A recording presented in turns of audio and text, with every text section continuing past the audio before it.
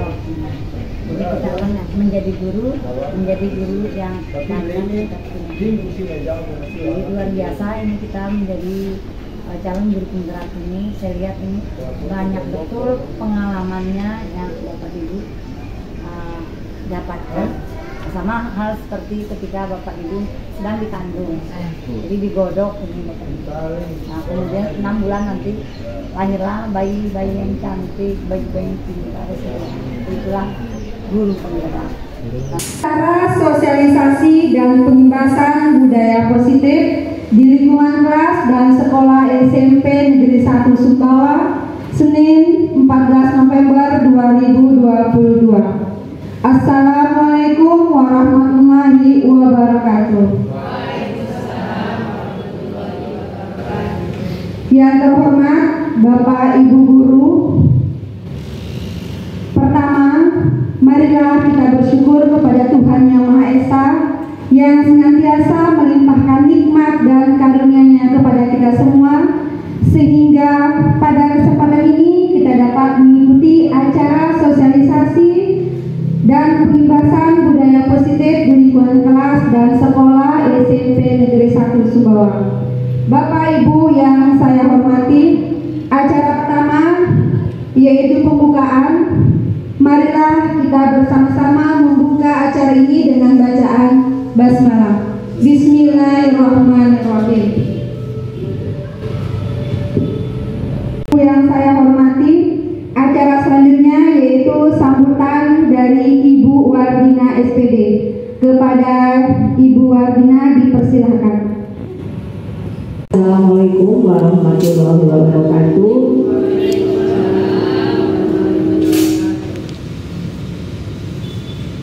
Yang saya hormati rekan-rekan calon guru penggerak dan rekan-rekan guru yang berbahagia, puji syukur kita panjatkan kehadiran Allah Subhanahu wa Ta'ala, karena rahmat-Nya lah pada sore hari ini kita bisa berkumpul di ruang pertemuan ini untuk mengikuti salah satu kegiatan sosialisasi dan pengimbasan budaya positif di lingkungan kelas dan sekolah. Bapak Ibu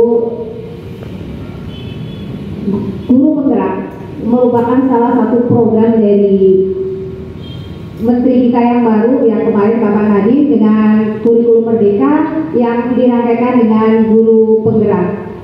Rekan-rekan kita yang bertujuh ini sedang melaksanakan pendidikan selama 9 bulan untuk mengikuti calon guru penggerak, dan harapan kedepannya Bapak Ibu guru yang hadir pada sosialisasi sore ini untuk tahun-tahun berikutnya juga bisa lolos dalam kegiatan guru penggerak ini. Apa yang dilakukan teman-teman bertujuh ini, kami sangat berharap bahwa itu bisa memotivasi Bapak Ibu sekalian sehingga bisa mengikuti jejak beliau-beliau ini dalam kegiatan guru penggerak. Budaya positif itu merupakan salah satu materi yang ada di guru penggerak, karena kebetulan saya sudah lulus guru penggerak, alhamdulillah. Jadi ini adalah salah satu hal yang sangat bagus, sangat baik untuk diterapkan baik di lingkungan kelas maupun di lingkungan sekolah. Karena dengan budaya positif ini, maka perilaku kita guru kemudian anak-anak itu bisa terkontrol dengan berbagai kegiatan yang dilaksanakan oleh guru dan juga anak-anak. Dengan sosialisasi ini kami berharap bahwa Bapak Ibu calon guru penggerak semuanya bisa nanti memberikan contoh nyata kepada teman-teman, kepada rekan-rekan yang kebetulan belum mengikuti kegiatan calon guru penggerak ini, sehingga walaupun belum mengikuti calon guru penggerak, paling tidak teman-teman yang lain juga bisa memahami dan bisa menerapkan apa itu budaya positif. Untuk itu kegiatan ini saya buka dengan bersama-sama melafazkan basmalah. Bismillahirrahmanirrahim. Mungkin itu saja jadi harapan dari kami. Mudah-mudahan kegiatan ini mampu memotivasi kita semua dan juga mempraktekannya dalam keseharian kita di lingkungan kelas dan lingkungan sekolah. Demikianlah, wassalamualaikum warahmatullahi wabarakatuh.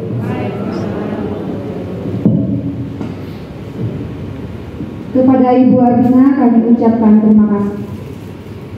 Bapak-bapak, Ibu yang saya hormati, acara selanjutnya yaitu pemaparan materi oleh 7 CGP dari SMP Negeri 1 Sumbawa.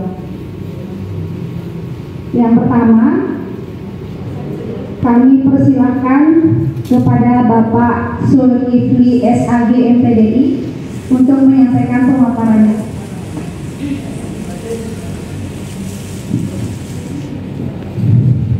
Untuk pemaparan materi yang dilakukan oleh 7 CGP, yang pertama yaitu Bapak Zulkifli SAG MPDI, yang kedua Ibu Sahidayana SPD, yang ketiga Ibu Tuti Agustina SPD, yang keempat Ibu Emi Suhermayati SPD, yang kelima Ibu Sri Hidayati SPD, yang keenam Ibu Eka Novriani SPD, dan yang ketujuh adalah Ibu Nurul Apriyatin SPD.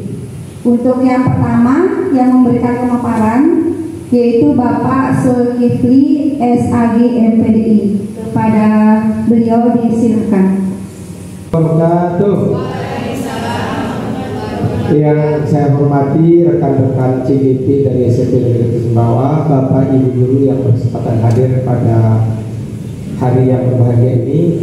Judulnya saya adalah pembahasan nilai positif angkatan 6, lanjut perubahan paradigma.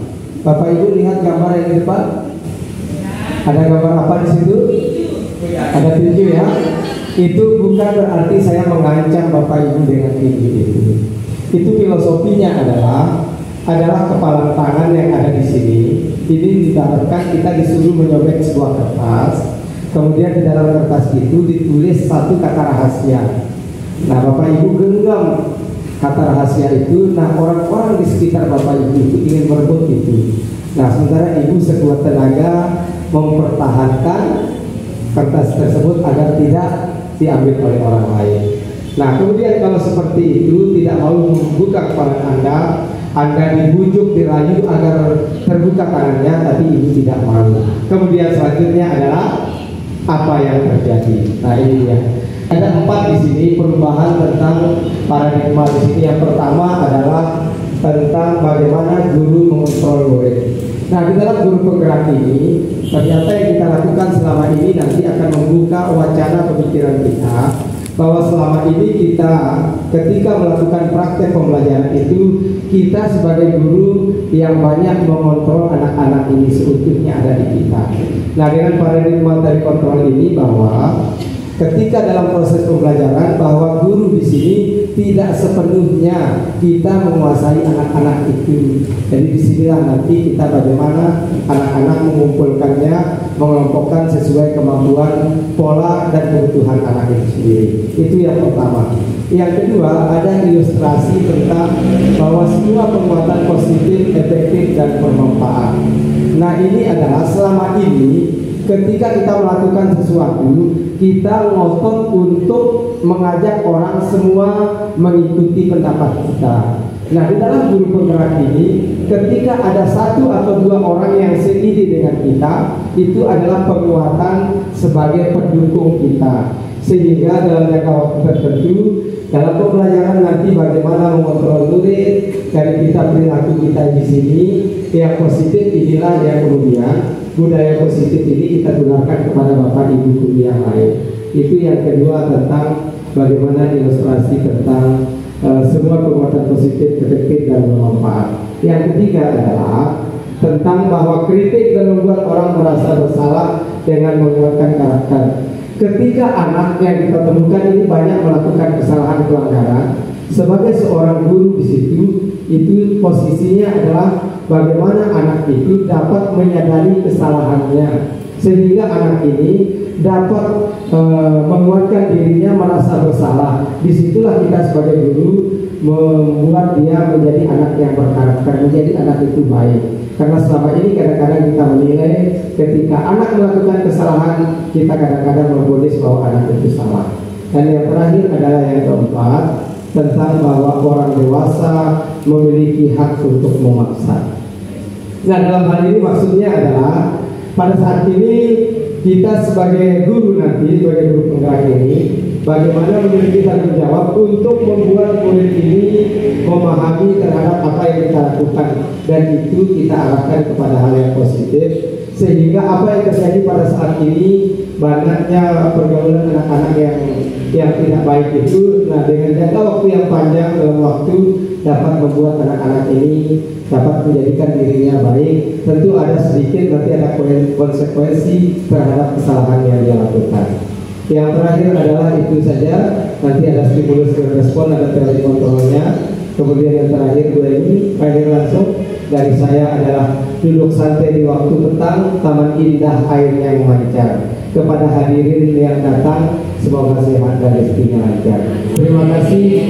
Salam guru penggerak, tergerak, bergerak dan menggerakkan. Wassalamualaikum warahmatullahi wabarakatuh.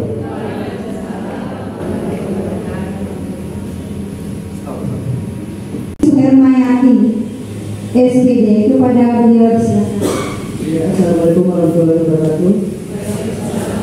Pada kesempatan ini saya akan melanjutkan pemaparan dari Pak Sul, yaitu tentang disiplin positif. Apa itu disiplin positif? Dalam budaya kita, makna kata disiplin itu dimaknai sebagai sesuatu yang dilakukan kepada orang lain, terutama bagi kita adalah kepada siswa untuk mendapatkan kepatuhan, supaya mereka itu patuh kepada apa yang kita sampaikan. Namun dalam paradigma ini yang disampaikan oleh Pak Sul tadi, perubahan paradigma, disiplin yang diharapkan adalah disiplin positif.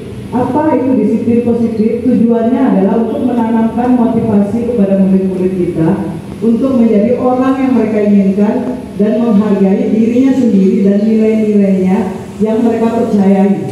Jadi motivasinya untuk melakukan disiplin itu adalah dari dalam dirinya sendiri, bukan karena dia harus patuh dari perintah gurunya. Ya, sebagai pendidik, tujuan kita adalah menciptakan anak-anak yang memiliki disiplin diri, sehingga mereka bisa berperilaku dengan mengacu pada nilai-nilai kebajikan universal dan memiliki motivasi intrinsik, motivasi dari dalam dirinya, bukan motivasi ekstrinsik, motivasi dari luar. Kemudian sesuai dengan tujuan mulia dari penerapan disiplin positif menurut standar pendidikan nasional adalah agar terbentuk murid-murid yang berkarakter, berdisiplin, santun, jujur, peduli, bertanggung jawab, dan merupakan pembelajar sepanjang hayat sesuai dengan kompetensi lulusan yang diharapkan.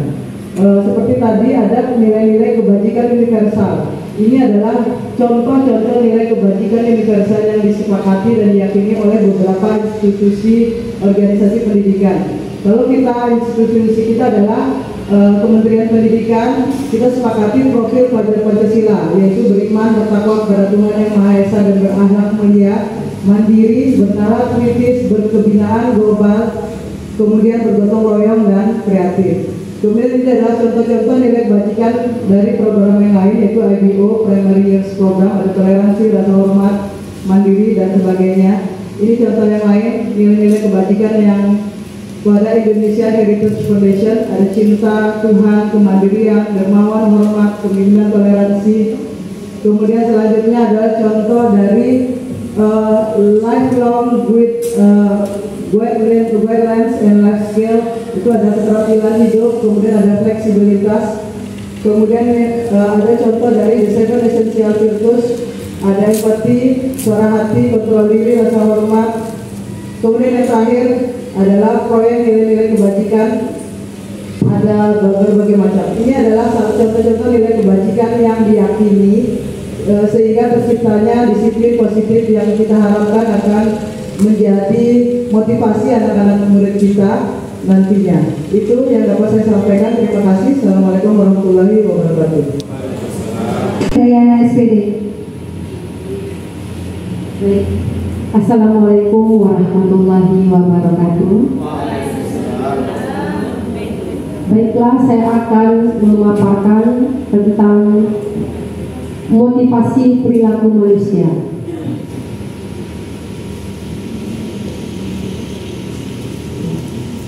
Apa itu motivasi? Motivasi merupakan dorongan yang timbul pada diri seseorang secara disadari maupun tidak disadari untuk melakukan suatu tindakan dengan tujuan tertentu. Motivasi juga merupakan usaha seseorang tergerak untuk melakukan sesuatu karena ingin mencapai tujuan yang ingin dicapai. Kata motivasi di sini ada menurut pendapat Theron. Dia mengatakan bahwa motivasi mengacu kepada suatu proses mempengaruhi pilihan-pilihan seseorang terhadap bentuk kegiatan yang dikehendakinya. Kemudian menurut John P. Campbell, motivasi mencakup di dalamnya arah atau tujuan tingkah laku, perbuatan, respon dan kegigihan, dan akhirnya membentuk suatu konsep seperti drive atau dorongan, need yang dibutuhkan, kemudian reinforcement atau penguatan, goals atau settingan atau tujuan hidup yang akan kita capai. Kemudian ada ekspektasi atau harapan. Itu motivasi berdasarkan from dan menurut John P. Campbell. Kemudian Bian Gosen dalam bukunya Restorational Discipline yang menyatakan ada 3 alasan motivasi perilaku manusia. Yang pertama, untuk menghindari kenyamanan atau hukuman. Ini adalah tingkat terendah dari motivasi perilaku manusia. Biasanya orang yang memotivasi perilakunya untuk menghindari hukuman atau tidak nyamannya akan bertanya, apa yang akan terjadi apabila saya tidak melakukannya? Sebenarnya mereka sedang menghindari permasalahan yang mungkin muncul dan berpengaruh pada mereka secara fisik, psikologis maupun tidak terpenuhnya kebutuhan mereka. Bila mereka tidak melakukan tindakan tersebut, motivasi ini bersifat eksternal. Kemudian yang kedua, berdasarkan Bian Gosen dalam buku Restoration School Discipline, yang kedua itu untuk mendapat imbalan atau penghargaan dari orang lain. Nah, ini maksudnya satu tingkatan di atas motivasi pertama. Di sini orang berperilaku untuk mendapatkan imbalan atau penghargaan dari orang lain. Orang dengan motivasi ini akan bertanya, apa yang akan saya dapatkan apabila saya melakukannya? Mereka melakukan sebuah tindakan untuk mendapatkan pujian dari orang lain yang menurut mereka penting dan mereka letakkan dalam dunia berkualitas mereka. Mereka juga melakukan sesuatu untuk mendapatkan hadiah, pengakuan atau imbalan. Motivasi ini juga bersifat eksternal. Kemudian yang ketiga, untuk menjadi orang mereka inginkan dan menghargai diri sendiri dengan nilai-nilai yang mereka percaya. Orang dengan motivasi ini akan bertanya, akan menjadi orang seperti apa saya apabila saya melakukannya? Mereka melakukan sesuatu karena nilai-nilai mereka yakini dan hargai, dan mereka melakukannya karena mereka ingin menjadi orang yang melakukan nilai-nilai mereka yakini tersebut. Ini adalah motivasi yang akan membuat seseorang memiliki disiplin positif karena motivasi berperilakunya bersifat internal bukan eksternal.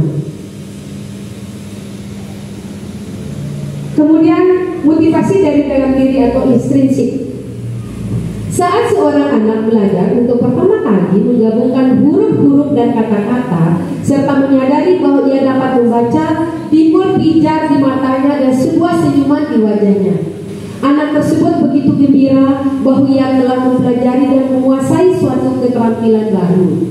Kesadaran akan kemampuannya bahwa dia sudah dapat membaca sesungguhnya sudah merupakan sebuah penghargaan. Jika kita memberikan penghargaan kepada seseorang anak pada saat dia sedang merasa bangga dengan pencapaiannya sendiri, maka kita akan mengambil kegembiraan yang sangat yang saat itu sedang dirasakan secara alamiah. Itu saja mungkin dari saya tentang motivasi perilaku manusia dalam penerapan budaya positif. Baik, terima kasih. Assalamualaikum warahmatullahi wabarakatuh. Kesempatan yang diberikan. Assalamualaikum warahmatullahi wabarakatuh. Di sini akan saya menjelaskan tentang kebutuhan dasar manusia, yang mana kebutuhan dasar manusia itu terdiri dari 5, ya. Jadi semua atau seorang guru harus memiliki 5 kebutuhan tersebut. Kebutuhan yang pertama yaitu kebutuhan bertahan hidup, ya. Kita semua pasti paham maksud dari bertahan hidup itu seperti apa, ya. Nanti saya jabarkan satu persatu. Terus selanjutnya yang kedua, kebutuhan cinta dan kasih sayang, ya. Saya rasa semua paham cinta itu seperti apa, kasih sayang itu seperti apa, ya. Terus selanjutnya kebutuhan tentang kebebasan, dan selanjutnya kebutuhan penguasaan, ya. Penguasaan yang mana kita menguasai itu tentang apa, kita berkompetensi tentang apa, ya. Dan yang terakhir, yang keempat, kebutuhan kebebasan. Dan yang selanjutnya atau yang terakhir, kebutuhan kesenangan. Nah, di sini saya akan memaparkan satu persatu kebutuhan dasar manusia. Yang pertama, kebutuhan bertahan hidup, ya. Ibaratnya, misalkan kita berada di hutan.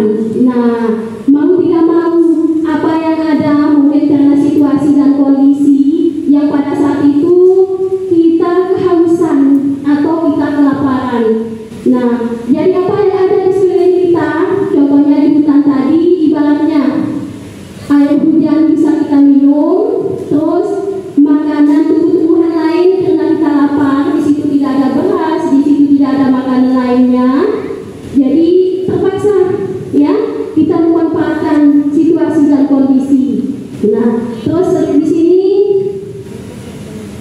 selanjutnya yang berkaitan dengan kebutuhan bertahan hidup. Kebutuhan bertahan hidup itu bersifat fisiologis. Misalnya, kebutuhan fisiologis itu seperti kesehatan. Jadi kesehatan itu sangat utama sekali bagi kita sebagai seorang guru, ya. Sebelum kita tampil dalam kelas, kita harus mempersiapkan kesehatan kita itu fit atau tidak, karena akan berpengaruh dengan bagaimana tampilnya kita di hadapan siswa atau di hadapan murid. Terus selanjutnya, rumah. Alhamdulillah, ya. Orang yang mau berusaha, orang yang mau bekerja pasti akan ada jalan yang namanya atau akan mempunyai sebuah rumah. Rumah adalah suatu impian untuk semua orang. Jadi habis kita bekerja atau sehabis kita pulang dari sekolah, kita punya tempat tinggal, ya, yang nyaman, yang tenang. Seperti kita pernah mendengar baiti jannati, rumahku, surgaku. Dan selanjutnya makanan. Nah, kita sebagai guru harus mempersiapkan makanannya sebagai gizi kita supaya kita tetap sehat, tampil fit dan prima. Terus selanjutnya cinta dan kasih sayang. Cinta dan kasih sayang di sini ibaratnya kita bisa menyatu dengan siswa. Kita ada pepatah, tak kenal maka tak sayang. Jadi antara kita guru dengan siswa harus saling mengenal. Terus selanjutnya penguasaan. Nah, di sini pembahasan tentang penguasaan di sini, penguatan yang berkaitan dengan kita menguasai segala hal, kompeten dalam segala hal, tampil dalam segala hal. Terus selanjutnya kebebasan. Kebebasan di sini siswa, kita lebih ke siswa. Kita memberikan kebebasan kepada siswa. Dia mau milihnya misalkan dalam pengerjaan tugas. Dia maunya seperti apa? Oh, dia menguasai apa? Ya, siswa, misalkan dengan memakai LCD, dengan membuat PPT dan lain sebagainya. Jadi kita memberikan kebebasan penuh kepada siswa. Dan selanjutnya yaitu tentang kesenangan. Kesenangannya di sini ibaratnya kita semua pengen senang ya. Jadi kita dalam bekerja dengan siapapun, dengan lingkup siapapun, kita berinteraksi harus dengan nyaman. Di mana kita bekerja, kita harus membina yang namanya interaksi. Mungkin itu saja yang bisa dapat saya sampaikan. Wassalamualaikum warahmatullahi wabarakatuh. Kristina SPG. Terima kasih atas kesempatan yang diberikan kepada saya. Terima kasih pula kepada Bapak Ibu yang telah hadir menyempatkan diri untuk mengikuti pembahasan ini. Semoga selalu diberi lindungan oleh Tuhan Yang Maha Kuasa. Assalamualaikum warahmatullahi wabarakatuh.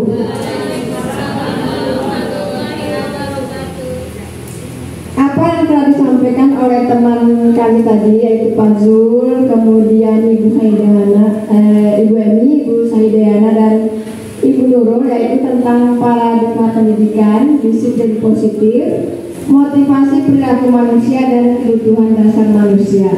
Nah, untuk bagian saya ini adalah keyakinan kelas. Jadi apa yang disampaikan tadi adalah penerapannya Bapak Ibu di kelas. Jadi di kelas itu sebaiknya kita ganti peraturan kelas itu dengan keyakinan kelas ya. Jadi keyakinan merupakan nilai-nilai kebajikan universal yang disepakati secara tersirat dan tersurat oleh peserta didik terhadap Bapak Ibu guru yang mengajar di kelas. Nah, adapun ciri-ciri dari keyakinan kelas tersebut yaitu nilai-nilai kebajikan menekankan pada keyakinan seseorang akan lebih tergerak dan bersemangat untuk menjalankan keyakinannya daripada hanya sekedar mengikuti serangkaian peraturan yang tertulis tanpa makna. Murid-murid pun demikian Bapak Ibu. Jadi mereka perlu mendengarkan dan memahami arti sesungguhnya tentang peraturan-peraturan yang diberikan.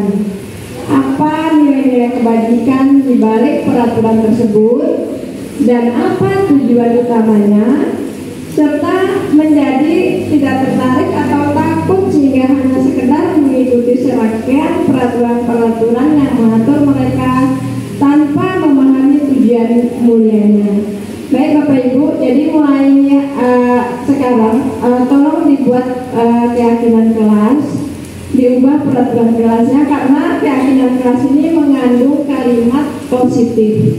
Nah itu ada contohnya, yaitu peraturan kelas itu contohnya jangan berlari di kelas atau koridor. Sedangkan untuk keyakinan kelas, berjalanlah di kelas atau koridor. Jadi di situ menggunakan kata-kata yang positif. Adapun contoh yang lain yaitu kami guru dan murid yang saling menyayangi. Nah di situ kan banyak makna Bapak Ibu. Jadi murid menghormati guru, guru juga menyayangi muridnya. Itu ada timbal baliknya. Kemudian yang kedua, kami murid yang semangat belajar. Jadi anak-anak akan belajar dengan bersemangat tanpa harus ada rasa ketakutan terhadap aturan-aturan kelas yang sudah dibuat. Kemudian kami murid yang peduli dengan teman-teman. Kemudian di sini juga kita bisa melihat perbedaan kalimat peraturan dan keyakinan kelas Bapak Ibu. Selalu kembalikan buku ke tempatnya. Nah itu adalah peraturan kelas. Sedangkan keyakinan kelas kita hanya mencantumkan kalimat tanggung jawab.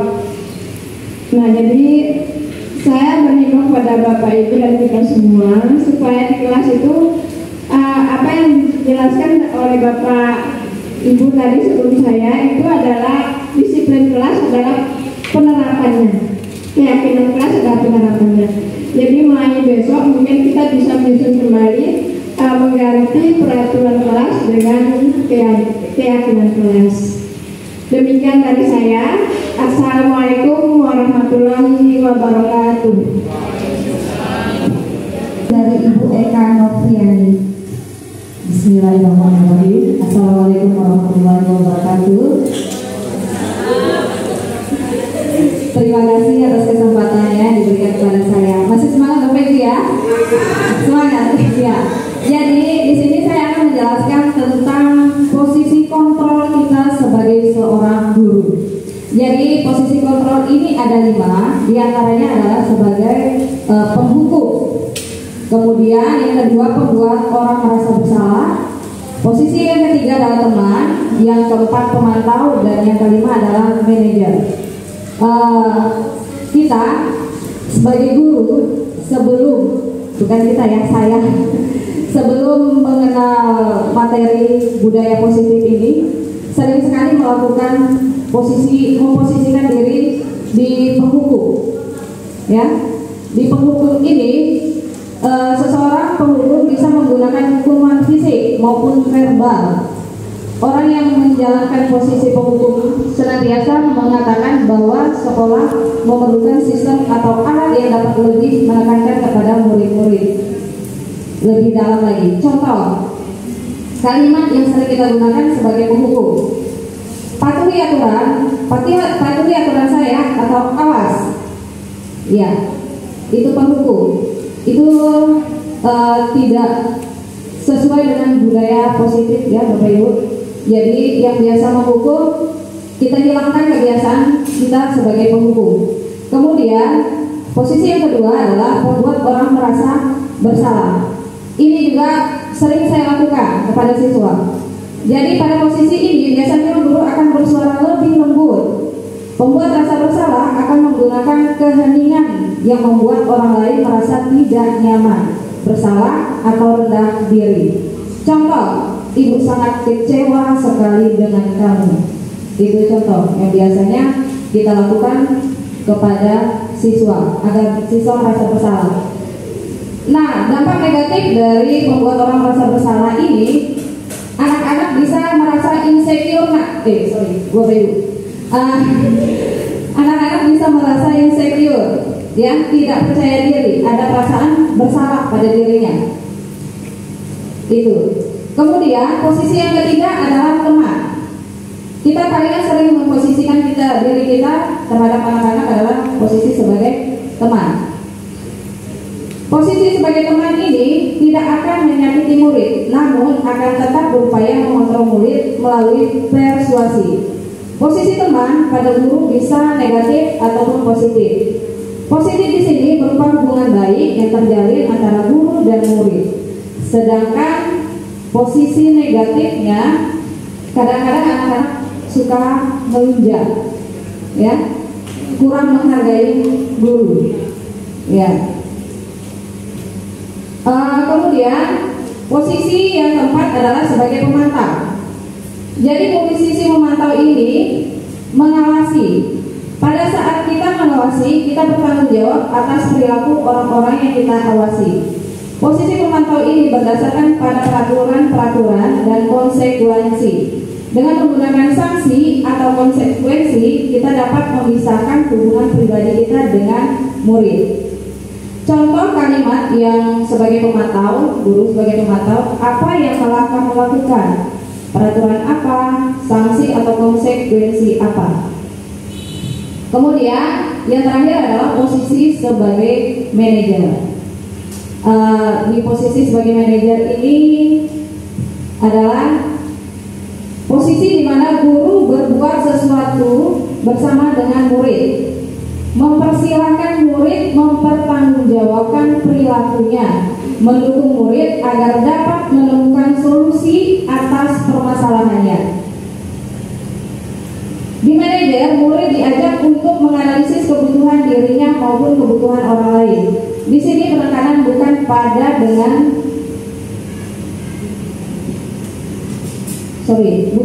kemampuan membuat konsekuensi, namun dapat dikolaborasi dengan murid. Contoh, apa yang kita yakini? Kembali ke keyakinan. Kesepakatan sudah membuat kesepakatan kelas tadi. Jadi apabila anak-anak melakukan kesalahan, kita mengingatkan kembali kesepakatan kelas yang pernah kita buat. Jadi anak-anak akan sadar sendiri kesalahan yang mereka buat tanpa kita membuat merasa bersalah, tanpa menghukum mereka. Iya, itu saja dari saya, Bapak Ibu, tentang posisi kontrol kita sebagai seorang guru. Terima kasih. Assalamualaikum warahmatullahi wabarakatuh. Yaitu dari Ibu Sri Hidayati SPD. Terima kasih. Assalamualaikum warahmatullahi wabarakatuh. Ini adalah teori atau konsep terakhir ya dari budaya positif, di mana teori-teori yang sudah disampaikan itu nanti insya Allah yang nanti yang CDP nantinya ya, itu adalah merupakan budaya positif yang kami jelaskan ini. Dan ini adalah yang terakhir, yaitu segitiga restitusi. Bapak Ibu sudah pernah mendengar istilah restitusi? Sama ya, benar, sama. Tapi saya mengenal restitusi ini pada saat saya mengikuti CDP ini ya, dan ini adalah suatu permasalahan kita semua. Bagaimana cara kita untuk menyelesaikan suatu masalah terhadap murid. Jadi sebelum saya menjelaskan apa itu segitiga restitusi, saya harus menjelaskan dulu apa itu restitusi. Ya, jadi restitusi itu adalah proses atau cara yang baik ketika kita menyelesaikan suatu permasalahan anak-anak didik kita, atau kita menyelesaikan suatu, bukan menyelesaikan, memperbaiki kesalahan mereka, sehingga mereka bisa kembali pada kelompok mereka dengan karakter yang lebih kuat. Nah, restitusi juga bisa disebut sebagai proses kolaboratif yang mengajar murid untuk mencari solusi untuk masalah mereka dan membantu murid berpikir tentang orang seperti apa yang mereka ingin menjadi atau tujuan mulia, dan bagaimana mereka harus mempertemukan orang lain. Jadi ketika dia membuat masalah ya, dia juga akan mencari solusinya sendiri seperti itu. Jadi kita mengikutinya saja. Jadi ini ada strategi kita ya, restitusi. Jadi ciri-ciri restitusi ini ada 9 seperti yang sesuai dengan slide itu.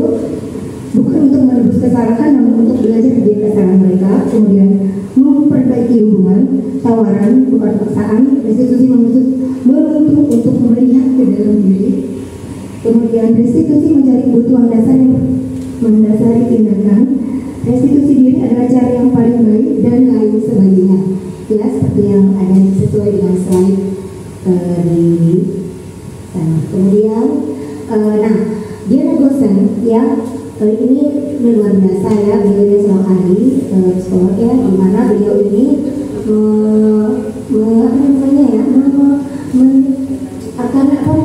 menjelaskan tahapan-tahapan bagaimana solusi terbaik ketika kita menyelesaikan suatu permasalahan yang terjadi pada anak didik kita. Segitiganya bisa dilihat di situ, ada segitiga cantik di situ ya, ada 3 sisi di situ, dan sisi-sisinya itu sangat membantu kita untuk menyelesaikan suatu permasalahan pada anak-anak. Yang pertama itu ada menstabilkan identitas. Ya, nah kenapa ya? Yang pertama, sisi pertama ini menstabilkan identitas. Ketika anak ya melakukan suatu kesalahan, kita panggil misalnya, intinya kan pasti kita tanya kepada dia, kenapa sih panggil kamu kesini? Alasannya kenapa? Apa yang kamu lakukan? Pasti dia akan menjelaskan. Saya dipinta atau ada lain sebagainya. Ya, itu menandakan sudah ada identitas anak yang gagal di situ. Dia belum stabil. Nah, bagaimana guru menstabilkan identitas tersebut? Ya, jadi kita menggunakan keyakinan, ya, nilai-nilai keyakinan, ya, nilai bacaan universal yang sudah disampaikan oleh Ibu Tuti tadi, ya, dengan bahasa kalimat. Ya, misalnya setiap orang pasti akan pernah melakukan kesalahan. Terus ada lagi, kamu bukan satu-satunya yang pernah melakukan itu. Jadi kita memberikan suatu motivasi, menstabilkan emosinya dia supaya identitasnya dia akan kembali lagi menjadi lebih baik. Kemudian yang kedua, validasi kebutuhan atau validasi tindakan yang salah.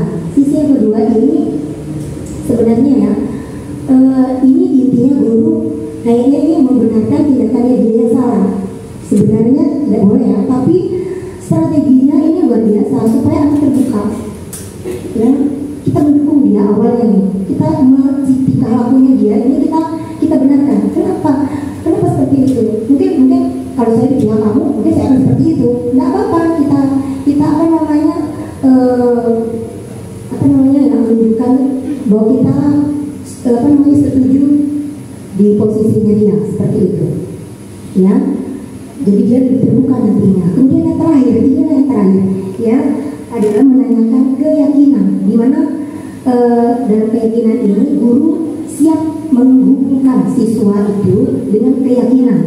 Keyakinan sudah dijelaskan di itu tadi, yang nilai kebajikan tersebut. Jadi kita akan bertanya kepada dia, setelah ini bagaimana, apa yang ingin diperbaiki. Ya, jadi ya itu solusinya apa dan kamu ingin jadi seperti apa. Ya, jadi ada cara-cara terbaik ya, ada solusi-solusi terbaik. Dan segitiga restitusi ini adalah merupakan salah satu cara dan strategi yang baik untuk menyelesaikan suatu permasalahan. Bukan hanya kebaikan dan sebagainya, tapi kita mari yang kita gunakan ini tidak harus menggunakan dengan kata-kata yang kasar atau apa, tapi gunakanlah tahapnya segitiga ini. Insya Allah mudah-mudahan kita bisa semuanya melakukan. Terima kasih. Assalamualaikum warahmatullahi wabarakatuh.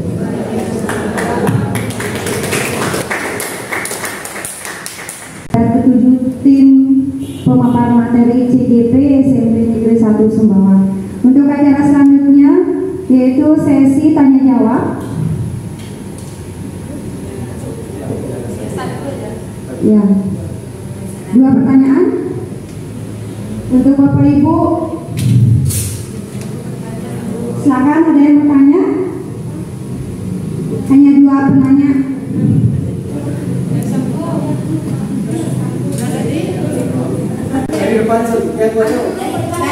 Assalamualaikum warahmatullahi wabarakatuh. Terima kasih atas kesempatannya. Cukup singkat saja pertanyaan dari saya. Apa korelasi dari spanduk yang ada di depan itu dengan yang Anda paparkan? Terima kasih. Ila buat ini sampai U ya dengan yang Anda paparkan. Terima kasih. Lagi sahabat.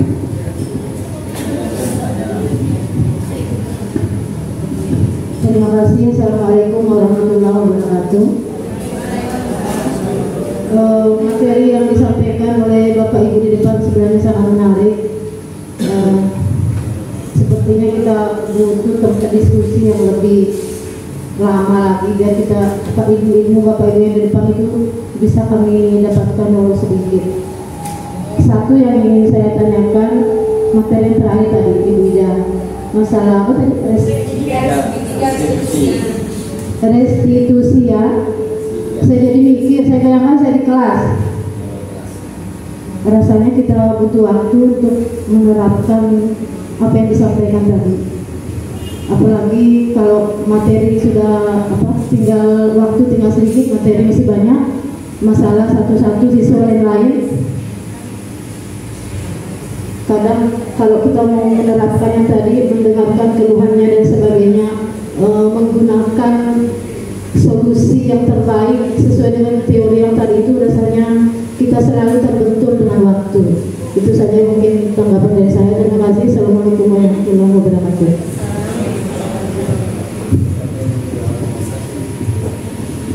Warahmatullahi wabarakatuh. Masih semangat dulu ya. Terima kasih, pertanyaan yang bagus dari Ibu Loki. Apa hubungan antara yang kami paparkan tadi bertuju dengan spanduk kami? Yang pertama, sesuai dengan tema utama di spanduk itu adalah budaya positif. 7 budaya positif yang dipaparkan tadi ini, itulah salah satu yang harus kami sampaikan dan kami berikan penjelasan kepada Bapak Ibu. Nanti ke depannya setelah kegiatan ini nanti barulah berlanjut kami dengan program yang sudah kami buat itu nanti sesuai dengan namanya di situ, ILAKAKU. Pas 7 program itu nanti sejumlah kami bertuju 7 suku kata ya, betul ya? 7 ya. ILAKAKU ya. Itu nanti. Jadi budaya positif yang kita lakukan hari ini adalah awal yang nanti kami konkretkan, kami wujudkan dalam program. Dan setiap kami nanti bertuju, inilah program yang akan kami sampaikan. Ini bukan yang pertama, akan ada kelanjutan berikutnya. Jadi seperti itu. Terima kasih.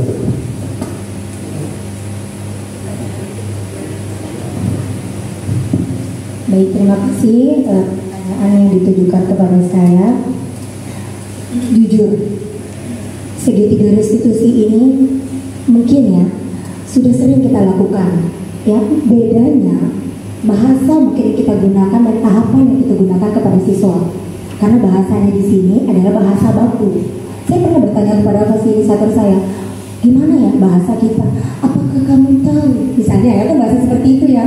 Bagaimana cara kamu memperbaiki masalah ini? Saya yakin anak-anak pasti akan bingung. Apa ini dia tahu? Ini pasti akan seperti itu.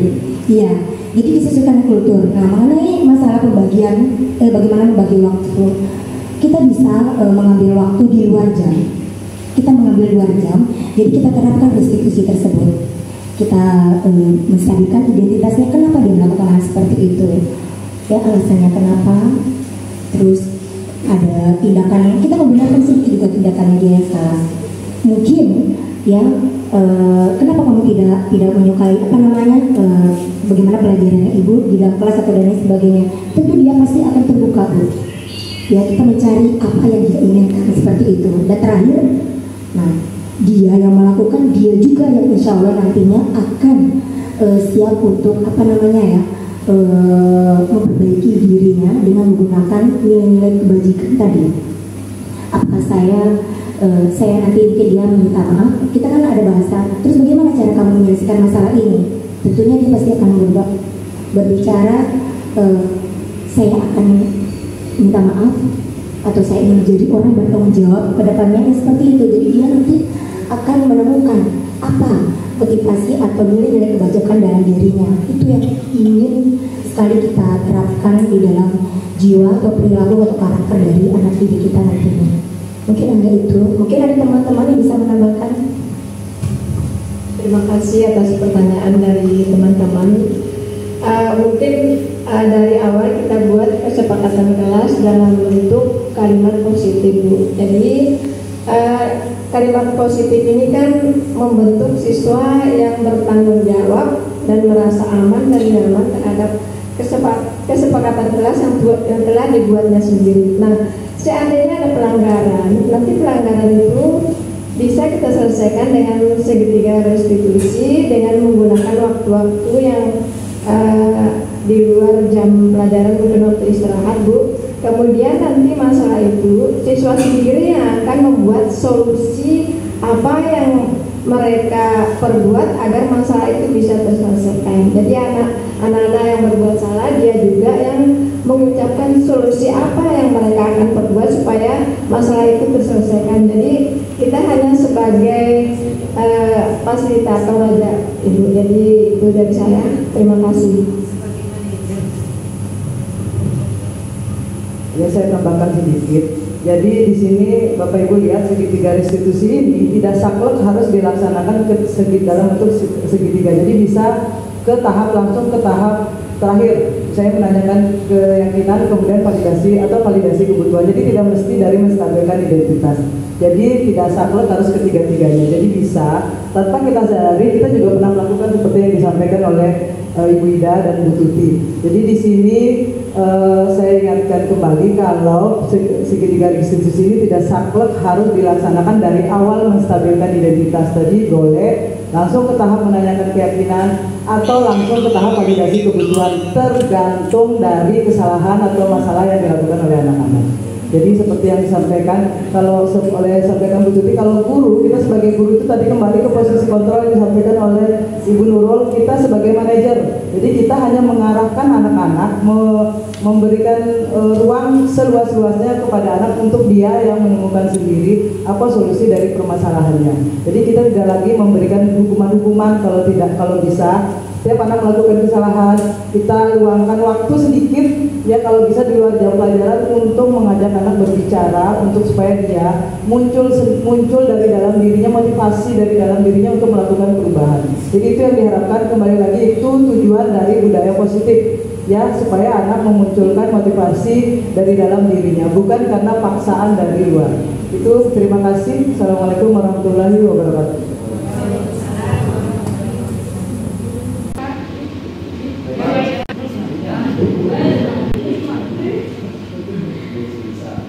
Baiklah, terima kasih dari hasil pemaparan dari dua tim penanya. Acara selanjutnya tibalah pada acara terakhir, yaitu acara penutup.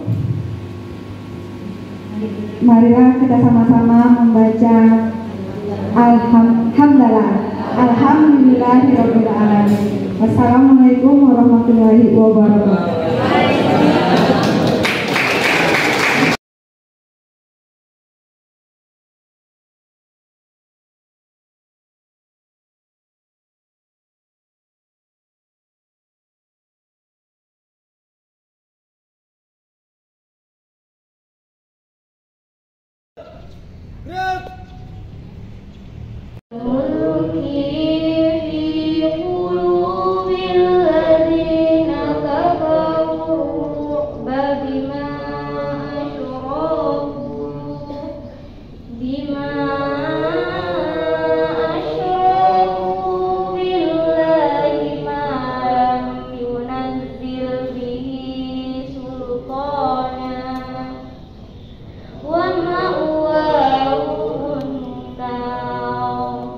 والذين كفروا وكذبوا بآياتنا أولئك أصحاب الجحيم.